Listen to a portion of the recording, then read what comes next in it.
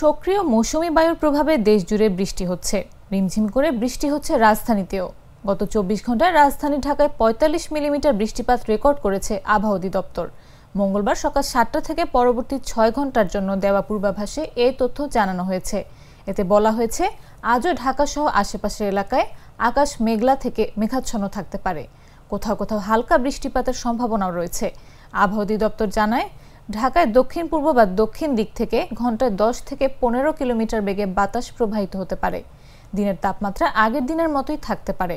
আজ সকাল ৬টায় ঢাকার তাপমাত্রা ছিল ২৫.০ ডিগ্রি সেলসিয়াস এবং বাতাসে আর্দ্রতার পরিমাণ ছিল ৯৮%।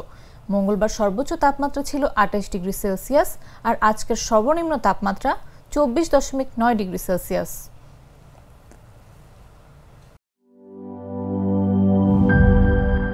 বান্ডেল থাকলে প্রতি সেনমানিতে টাকা বাঁচবে।